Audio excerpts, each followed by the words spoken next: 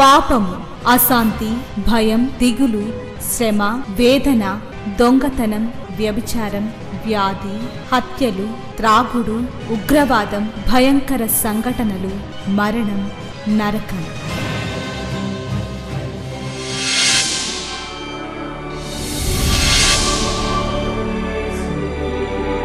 సిలువలోనే పాప క్షమాపణ, పరిశుద్ధ జీవితం, ప్రేమ, వాక్య ధ్యానము, నెమ్మది, సహవాసం, నిత్య జీవం. శాంతి సోపానాలు, ఇవి శాంతి ప్రదాత బోధలు. చీకటిలో ఉన్న ప్రజలకు గొప్ప వెలుగు కలుగుటకు, చీకటిలో ఉన్న ప్రజలకు గొప్ప వెలుగు కలుగుటకు, చీకటి నుండి వెలుగునకు నడిపించే సోపానాలు. దేవుని పరిశుద్ధమైన సత్యమైన నామమునకు మహిమ కలుగునుగాక. హల్లెలూయా. దేవుని మాటలు మరొకసారి మన జీవితంలో ధ్యానించడానికి ఆయన ఇచ్చిన ఈ చక్కని సమయాన్ని బట్టి మనందరం కూడా దేవునికి ఎంతో వందనస్తులమైనాం. ఇశ్రాయేలు ప్రజలను దేవుడు ఐగుప్తు అనేటటువంటి భయంకరమైన బానిసత్వం నుండి 430 సంవత్సరాలు వారు దాన్ని అనుభవించిన తర్వాత మోషే ద్వారా వారిని బయటికి తీసుకొచ్చినట్లుగా మనం చూస్తాం.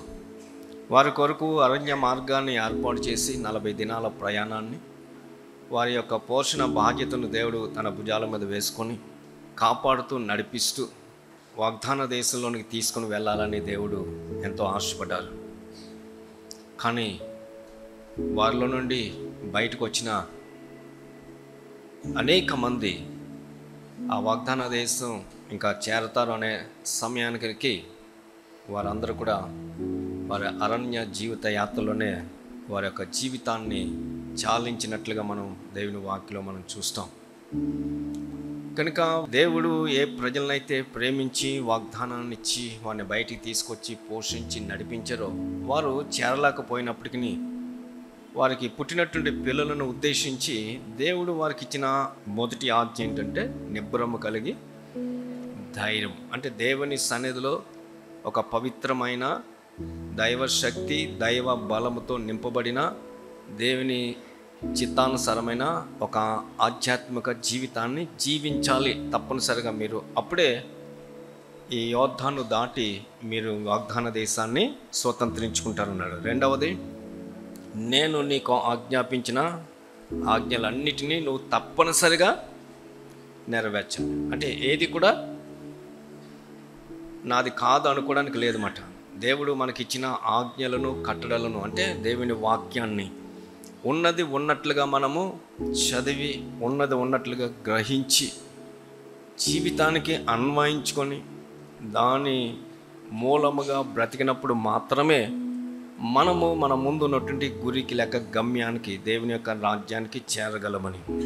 మూడవది ఏమన్నాడంటే, కుడికి కానీ ఎడమకు కానీ ఏం చేయకూడదు, తొలగిపోవడానికి వీలంటే దేవుని మార్గంలోనే నడవాలి తప్ప మన ఇష్టానుసరమైన నడత నడవడానికి వీలు లేదని. నాలుగవది, బోధింప తప్పిపోకూడదు, దివారాత్రులు నువ్వు దాన్ని ఏం చేయాలి, ధ్యానించాలి అని చెప్పాడు. అంటే చదివినదే మళ్ళీ నువ్వు చదవాలి, చదివిన దాన్ని నువ్వు మర్చిపోకూడదు, చదివిన దాన్ని జీవితానికి అన్వయించుకోవాలి, చదివిన దానికి సంపూర్ణమైన విధేయత దేవుని పట్ల నువ్వు చూపించాలి. ఐదవది, దిగులు పడొద్దు, జడియవద్దు, ధైర్యంగా ఉండు అన్నాడు. కారణం అంటే నేను నీకు తోడుగా ఉంటాను, నేను నిన్ను నడిపిస్తాను.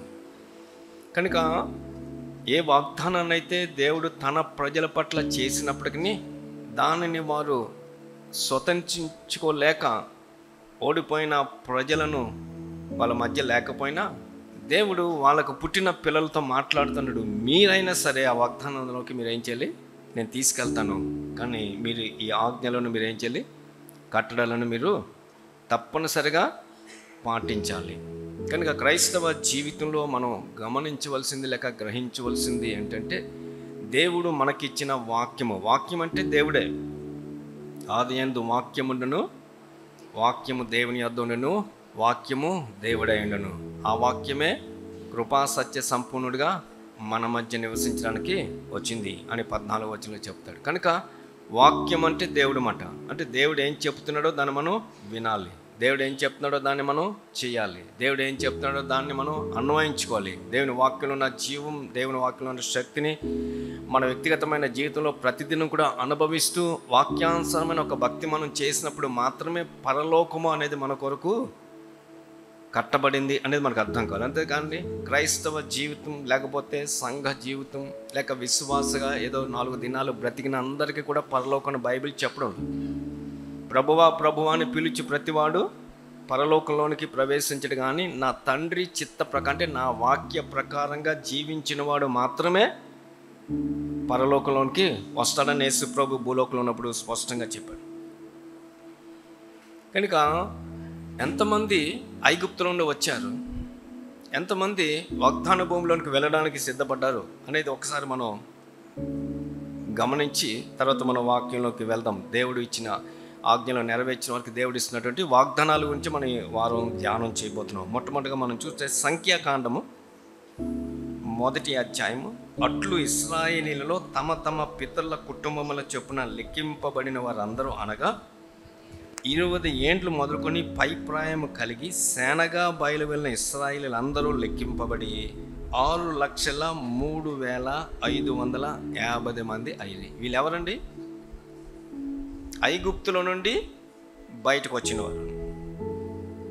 అంటే ఐగుప్తులో నుండి బయటకు వచ్చిన వారు అందరినీ లెక్కించింది కాదు ఇది కదా. ఐగుప్తు నుండి బయటకు వచ్చిన వారిలో 20 సంవత్సరాలు పైబడిన వారు, అంటే యుద్ధాన్ని చేయడానికి సేనగా వెళ్ళగలిగిన వయసు కలిగిన వారిని దేవుడు అన్నాడు లెక్కించి ఒకసారి అని చెప్పాడు. వారి తల్లిదండ్రులను లెక్కించలేదు, స్త్రీలను పిల్లలను లెక్కించలేదు, ఒట్టి యవనస్తులను 20 సంవత్సరాలు పైబడి యుద్ధం చేయడానికి సామర్థ్యం కలిగిన వారిని లెక్కించు అంటే ఎంతమంది వచ్చారు? ఒక 6,03,550 మంది వచ్చారు. ఇది ఎక్కడంటే సీనాయి ప్రాంతానికి వచ్చినప్పుడు దేవుడు వారిని మొట్టమొదటిగా లెక్క పెట్టమన్నప్పుడు లెక్కించబడినట్టు సంఖ్య. ఇప్పుడు మనం సంఖ్యాకాండంలోని 26వ అధ్యాయంలోకి వెళ్దాం. 51వ వచనం చదువుతాం. ఇశ్రాయేలీలలో లెక్కింపబడిన వీరు 6,01,730 మంది. ఇది ఎక్కడంటే మోయాబు ప్రాంతానికి వచ్చినప్పుడు, అంటే ఇంకా యోర్దాను దాటక ముందుగా దేవుడు రెండవసారి ఇశ్రాయేలుల యవన అంటే 20 సంవత్సరాలు పైబడి యుద్ధం చేయడానికి సన్నిహితులైన వారి సంఖ్య లెక్క పెట్టమన్నప్పుడు రెండవసారి లెక్క పెట్టినప్పుడు ఎంతమంది వచ్చారు? 6,01,730 మంది. మొదటి సంఖ్య ఎంతండి? 6,03,550. ఈ రెండింటికి తేడా ఎంత ఉంది? చూడటానికి 1,200 తేడాలాగా ఉంది. 1,200 తేడా వస్తున్నట్టుగా ఉంది ఆ సంఖ్యలు మనం చూస్తే కదా. 6,03,550కి 6,01,730కి చూస్తే ఒక 1,200 తేడా వచ్చినట్టు ఉంటుంది.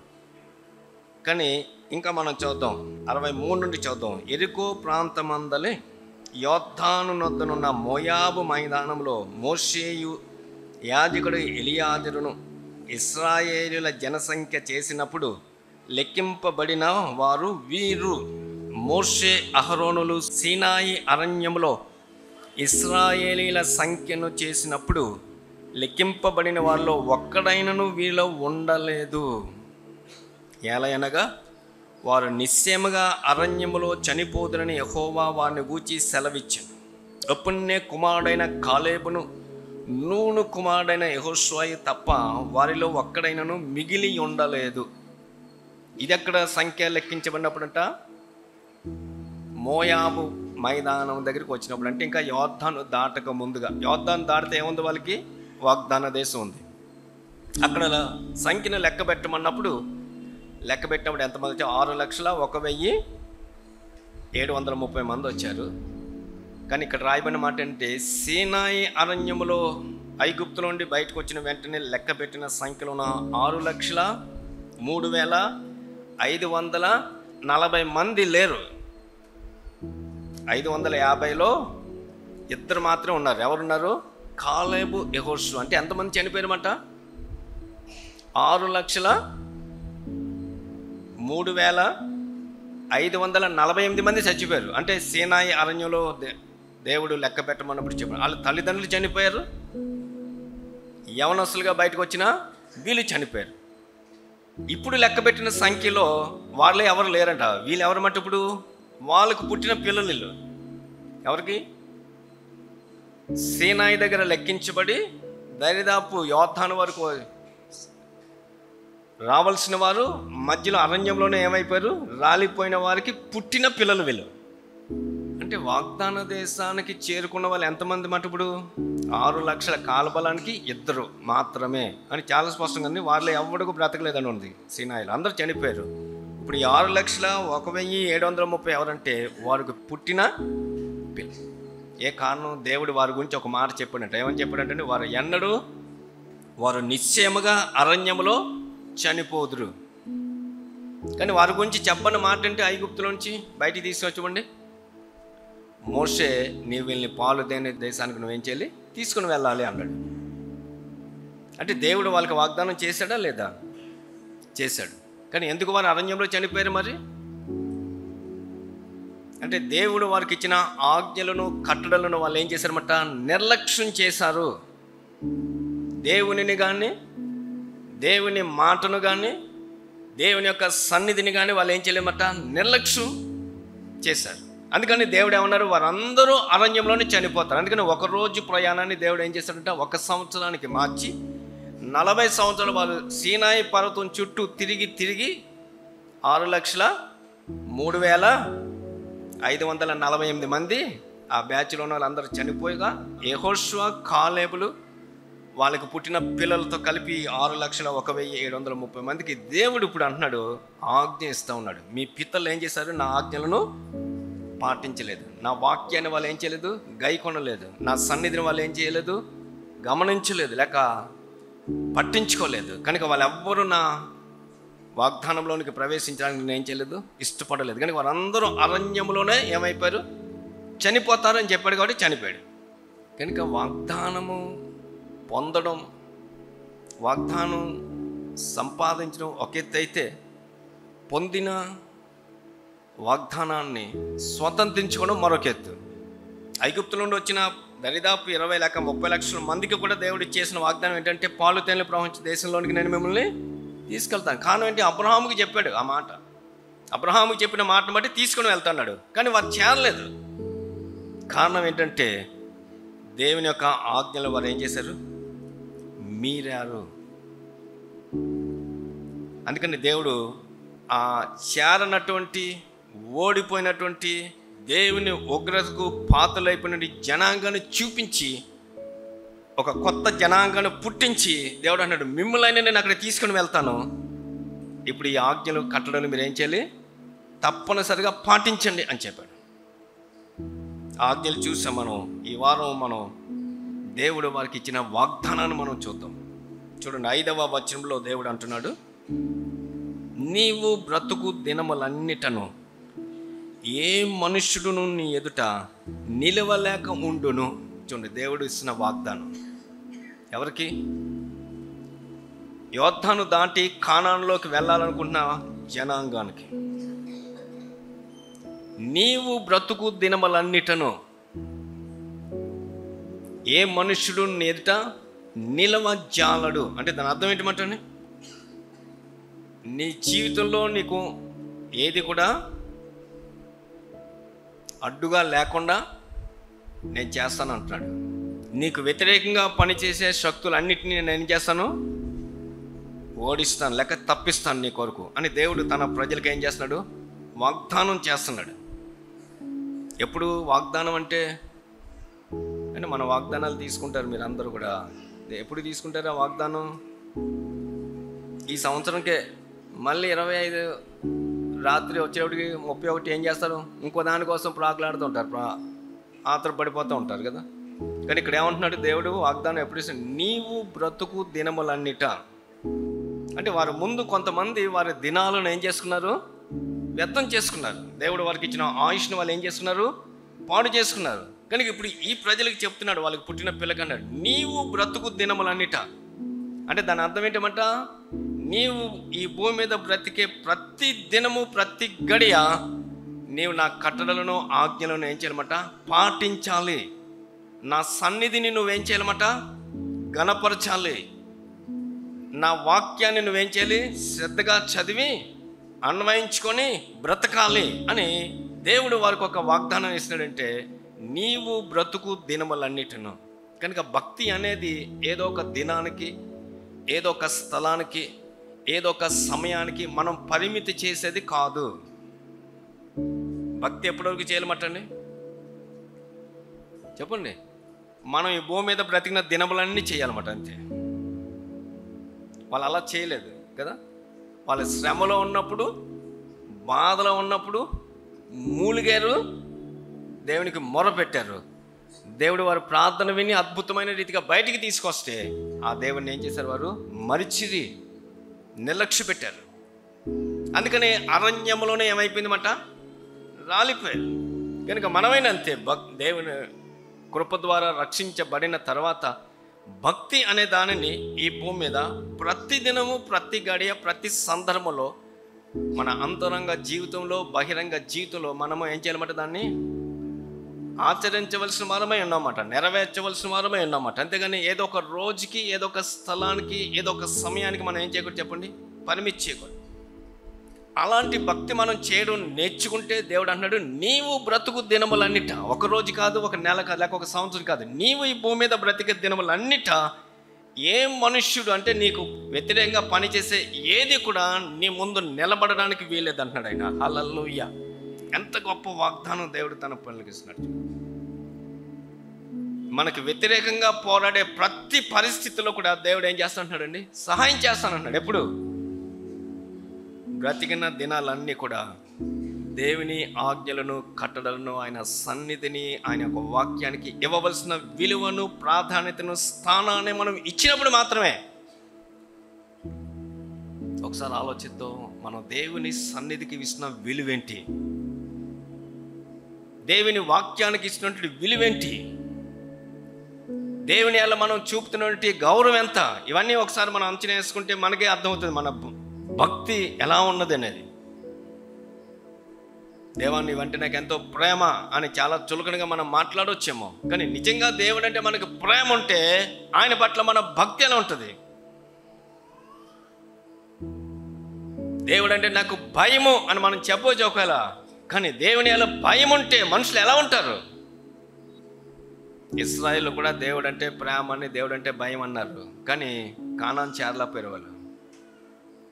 వారు హృదయం నాకు దూరంగా ఉందంటాడు, వారు హృదయంలో తప్పిపోయిన వారు అంటాడు దేవుడు. అంటే ఎలాగా అలవాటు అయిపోయింది మనకి, పెదవులతో, నోటితో అలవాటుగా ఆచార సంబంధమైన రీతిగా భక్తి చేసుకుంటూ దినాలు ఏం చేశారు, వాళ్ళు గడిపేశారు. కానీ దేవుడు అన్నాడు, మీలో ఎవ్వరూ కూడా వాగ్దాన దేశంలోకి రారు, అరణ్యంలోనే మీరు ఏమైపోతారు. 6,03,548 మంది చచ్చిపోయారు. ఎవరు? యుద్ధం చేయడానికి యోగ్యులైన వారు, ఇంకా వారి తల్లిదండ్రులు ఉన్నారు, వాళ్ళ పిల్లలు ఉన్నారు. ఎంతమంది దేవుని సన్నిధిని, దేవుని వాక్యాన్ని నిర్లక్ష్యం చేశారు. ఈరోజు మనం ఒకసారి ఆలోచిద్దాం, దేవుని సన్నిధి అన్నప్పుడు దాన్ని ఎలా మనం చూస్తున్నాం. మనకు ఆపద వస్తే, మనకి ఏదైనా పని ఉంటే దేవుని సన్నిధి అనేది వెంటనే మనకి ఏమొస్తుంది చెప్పండి, జ్ఞాపకం వస్తుంటుంది. చాలామంది పరిగెత్తుకు వచ్చేస్తుంటారు. ఆ పని అయిపోయిన తర్వాత, ఆ అవసరత తీరిన తర్వాత, ఆ అనారోగ్యం పోయిన తర్వాత దేవుని సన్నిధి పట్ల అంతా ఆసక్తి ఉండదు. అది భక్తి అంటారా? భక్తి కాదు. అదేంటమాట, స్వార్థం. స్వస్థత కోసమో ఏదో ఆశించో దేవుని వద్దకు రావడం. యేసు ప్రభు సజీవుడిగా జీవించిన దినాల్లో ఒక దినాన్ని కొంతమంది జన సమూహాలు ఆయన వెతుక్కుంటూ వస్తూ ఉన్నారు. ఆయన ఎక్కడ కనబడడం లేదు. చివరికి పడవలు వేసుకొని సముద్రం అంతా తిరిగి తిరిగి తిరిగి తెల్లారేటప్పటికి ఆయన ఏం చేశారు, పట్టుకున్నారు. అప్పుడు చెప్పారు, ప్రభువా నువ్వు మాకు చెప్పకుండా వచ్చేసావేంటి, నీకోసం వెతుక్కొని సముద్రం అంతా గాలించి ఇదిగో ఇప్పుడు వచ్చావు నీ దగ్గరికి అంటే, ఆయన ఏమన్నారు వెంటనే, మీరు ఎందుకు వచ్చారు నాకు తెలుసు అన్నాడు. చెప్పండి ఏమంటావు? అరే అంత బాధపడ్డావా, అదేంటారు ఒకసారి ఒక ఫోన్ చేస్తే నేను వచ్చేవాడిని కదా, నేను తీసుకొచ్చాను కదరా అంటాం మనం, ఎందుకంటే మనకు తెలియదు కాబట్టి. కానీ హృదయాంతరంగాలు తెలిసినవాడు కాబట్టి ప్రభు ఏమంటున్నా అన్నారు, మీరు ఎందుకు వచ్చారు నాకు తెలుసు, ఎందుకు వచ్చారు మీరు, రొట్టెల కోసం వచ్చారు అన్నాడు. అంటే ఆయన ఏమైనా ఇస్తే తీసుకొని తినడానికి వచ్చారంట. అది మరి భక్తి అంటారా, అది వెంబడించడం అంటారా? కానే కాదు. అదేంటమంట, కడుపు కోసం. అందుకనే వాక్యంలో ఒక మాట, వారి కడుపే వారికి దేవుడు. కనుక ఇక్కడ అంటున్నాడు, నీవు బ్రతుకు దినములన్నిట, నేను చెప్పింది నువ్వు చేస్తే నీవు బ్రతికిన దినాల్లో నీ ఎదుటి ఎవడు కూడా ఏ మనుషుడు ఏం చేయడానికి లేదు, నిలబడడానికి వీలేదు అంటున్నాడు. అంటే మనకు వ్యతిరేకంగా ఏది ఇంకా పని చేయడానికి వీలు ఉండదు అన్నమాట. ఎప్పుడు మనం భక్తి చేయవలసిన రీతిలో. భక్తి అంటే ఏంటన్నమాట, మొట్టమొదటిది దేవుని సన్నిధిని మనం ఏం చేయాలన్నమాట అండి, గౌరవించాలి. దేవుని సన్నిధి పట్ల ముందు మనకేముండాలి చెప్పండి, గౌరవం ఉండాలి. అంటే మనం వచ్చే విధానం, మనం కూర్చునే విధానం, మనం ఆరాధించే విధానం, మనం వినేటటువంటి విధానం, మనం అంగీకరించేటువంటి విధానం, లోబడేటువంటి విధానం, అన్వయించుకునే విధానం, ఇవన్నీ కలిపి దేవుని సన్నిధికి మనం ఎంత విలువిస్తున్నాం అనేది, గౌరవిస్తున్నాం అనేది తెలియజేస్తుంది అన్నమాట. కనుక దేవుని సన్నిధి పట్ల మనం ఇస్తున్నట్టు గౌరవం ఎలా ఉందో ఒకసారి ఆలోచిద్దాం. దేవుని సన్నిధిని నిర్లక్ష్యం చేసిన దేవుడు అనంటే, కానాను లేదు నీకు, అరణ్యంలోనే చచ్చిపోతావు. అంటే అటు ఐగుప్తు లేదు మళ్ళీ కదండి, ఐగుప్తు నుంచి బయటకు వచ్చారు, వెనక్కి వెళ్దామంటే అది లేదు, ముందుకెళ్దాం కానాను అంటే అది లేదు, మధ్యలో ఏమయ్యారు. కనుక దేవుని సన్నిధి పట్ల మనం చూపుతున్నటువంటి మన దృక్పథం ఎలా ఉందో ఒకసారి ఆలోచిద్దాం. రెండవది దేవుడు అక్కడ చెప్పింది, దేవుని వాక్యానికి వాళ్ళు ఏం చేయలేదు, దేవుని మాటకి వాళ్ళు ఏం చేయలేదు చెప్పండి, విలువివ్వలేదు. దేవుడు ఎన్నిసార్లు మాట్లాడినా వాళ్ళు ఏం చేయలేదు చెప్పండి, దాన్ని పట్టించుకోలేదు. అందుకని దేవుడు అన్నాడు, అరణ్యంలోనే రాలిపోతారు అన్నాడు. ఇక్కడ కూర్చుని మనం ఆలోచిద్దాం. రెండవదిగా దేవుని వాక్యానికి మనం ఇస్తున్నటువంటి విలువ లేక ప్రాధాన్యత, ఇది చదివినప్పుడు ఎలా చదువుతున్నాం, వింటున్నప్పుడు ఎలా వింటున్నాం. యెజ్రా గ్రంథంలో మనం చూస్తాం, జాము మొదలుకొని జాము వరకు దరిదాపు ఒక 6 గంటలు అందరూ నిలబడితే యెజ్రా ఏం చేశాడంటే దేవుని వాక్యాన్ని చెప్పండి విన్నారంట. మన పాట అయిపోయింది, ఆరాధన అయిపోయింది, ఆరాధన అవగానే మన అందుకు అలవాటు ఏంటి చెప్పండి, కూర్చుని పోతారు. అలాగే నిలబడి వాక్యం చదువుకుందాం అనేటప్పుడు కొంతమంది కూర్చోడానికి సిద్ధపడి మళ్ళీ అలా లేస్తున్నారు. అర్థమైందా మీకు? అంటే అయిపోగానే మన పని ఏంటంటే కూర్చోవడం అంతే. కానీ యెజ్రా లేచిన వెంటనే అందరూ కూడా లేచి చదివినంతసేపు ఏం చేశాడండి, నిలబడ్డా. 6 గంటలు వాక్యం చదివితే నిలబడతారా? మీరు చెప్పండి, అబద్ధం ఆడుకొని చెప్పండి. మీరు 10:30కి లేచి మనం వాక్యం చదువుదాం అని చెప్పి 4:30 దాకా చదివాను అనుకున్నాను ఏం చెప్పకుండా, మీలో ఎంతమంది ఉంటారండి? అలా ఉంది మనకి. అంటే దేవుని వాక్యం పట్ల మనకేం లేదన్నమాట చెప్పండి, ఆసక్తి. లేకపోతే ఇవ్వవలసిన ఆ ప్రాధాన్యత మనం చాలాసార్లు ఏం చేయండి చెప్పండి, చదివిన ఆదరాబాదరా చదువుతున్నావా? నింపాదిగా కూర్చొని అన్నం తినేప్పుడు ఏమన్నా కంగారు పడి తింటాడండి చెప్పండి, భోజనం చేసి ఎలా తింటాడు చెప్పండి. ఒకడు బాసుమటి వేస్తాడు, ఒకడు కుర్చీ మీద కూర్చుంటాడు. ఎలాగా నాకు కంఫర్ట్ అయితే ఎక్కువ తినగలనే పొజిషన్లో కూర్చుని అన్నం తింటాడు కదండి. ఎవడు ఆదరాబాదరగా కంగారుగా తిండు. బైబిల్ చదివేటప్పుడు గోడ దగ్గరికి వెళ్ళి క్యాలెండర్ చూసాడు ఒకడు, బైబిల్ చేతిలో పెట్టుకొని ఇలా తెరిచేసి వెంటనే అలా చూసేవాడు ఒకడు, లేకపోతే ఏదో కూర్చుని పోయి అలాగ ఒక అధ్యాయం చేసేసి మూసేవాడు ఒకడు. అంటే దాని అర్థం ఏంటన్నమాట, దేవుని వాక్యం పట్ల నాకేముండడం లేదు, ఆసక్తి లేదు. అదే ఒకవేళ వేరే ఏదైనా లోక సంబంధం ఒకటి పట్టుకున్నాం, ఎంతసేపు చదువుతాం అది చెప్పండి? భోజనం టైం అయిపోయింది రారంటే ఇంకేం లేదు, ఒక 4 పేజీలు ఉంది ముగించి వస్తానంటాడు కదా. అప్పుడు భోజనం పెద్ద ఆకలి ఏమనిపించదు, ఎందుకంటే అందులో ఏమైపోతారన్నమాట, లీనమైపోతారు. కానీ దేవుని వాక్యం చదివినప్పుడు ఎలా చదవాలంటున్నాడండి? దేవుడు నాతో ఏం చేస్తున్నాడు, మాట్లాడతాడు. కనుక దేవుడు నాతో మాట్లాడేటట్లుగా అనేటట్లయితే నేను ఎలా వినేటట్లుగా కూర్చోవాలి. ఇప్పుడు అది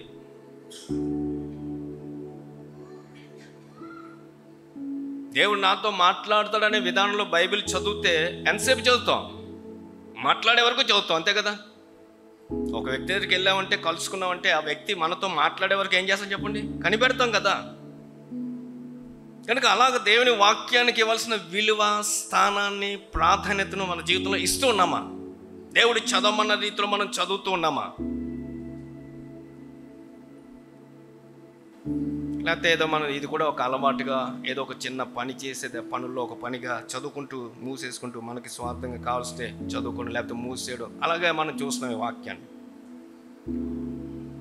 దేవుడు అన్నాడు, నా కట్టడలను ఆజ్ఞలు గైకొనని వాడు అందరూ కూడా అరణ్యములో రాలిపోతారు, వాళ్ళకి కానాను లేదు అన్నాడు. కనుక ఈరోజు ఒకసారి మనం ఆలోచిద్దాం. దేవుడు అంటున్నాడు, వాగ్దానం ఇస్తున్నాడు. ఇప్పుడు వీళ్ళకి వాగ్దానాన్ని పొందుకొని వాగ్దానాన్ని స్వతంత్రలేక ఓడిపోయి అరణ్యంలో చనిపోయిన వారికి పుట్టిన పిల్లలతో దేవుడు ఇప్పుడు మాట్లాడుతున్నాడు. ఏమంటే, నీవు బ్రతుకు దినములన్నిట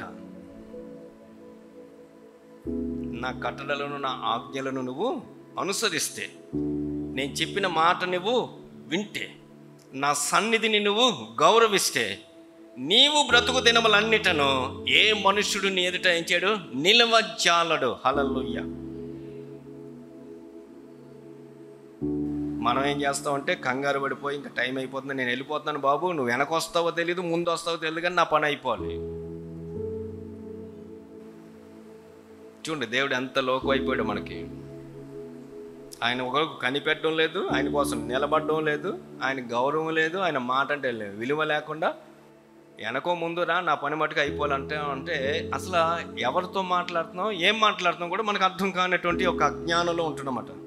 కానీ దేవుడు ఇక్కడ అంటున్నాడు, నీవు బ్రతుకు దినములన్నిట, అంటే నువ్వు వేసే ప్రతి అడుగు కూడా నా వాక్య ప్రకారంగా, నా చిత్త ప్రకారంగా ఉన్నట్లయితే నీవు బ్రతుకు దినముల ఏ మనుషుడు నేట నిలవ జాలక నువ్వు కానాన్ని చేరుకుంటావు అంటున్నాడు ఆయన. హల్లెలూయా. ఎందుకంటే పరిశుద్ధత ఒక్కటే దేవుడికి ఏంటి చెప్పండి, అనుకూలత. నా ప్రవర్తన దేవునికి విపరీతంగా ఉంటే దేవుడు నా పక్కన ఉండడు, దేవుడు నాకేమవుతాడు, విరోధం అవుతాడు, నాకు ఎదురొస్తాడు. బిలాం జీవితంలో అదే జరిగింది. కనుక ఇది మన ప్రవర్తన ఎలా ఉంది, దేవునికి అనుకూలంగా, దేవునికి ప్రీతికరం. దేవునికి ప్రీతికరమైనట్లయితే ఆయన నా శత్రువుని సైతం కూడా నాకేం చేయగలి చెప్పండి. నేను బ్రతుకు దినంలో ఏ మనుష్యుడు మన ముందు నిలబడడానికి, అంటే ఏ పరిస్థితి కూడా మనకి వ్యతిరేకంగా పని చేయకుండా ఉండడానికి దేవుడు మనకి ఏం చేస్తా చెప్పండి, సహాయం చేస్తాడు. మా address Srimati Joy Sam Benny, Emmanuel church 1-146 S Achyutapuram, Kakinada 4. మా ఫోన్ నెంబర్స్ 944-010-9893 మరియు 0884-237-6793. మరలా ఇదే సమయానికి ఇదే ఛానల్లో మనం కలుసుకుందాం. Thank you.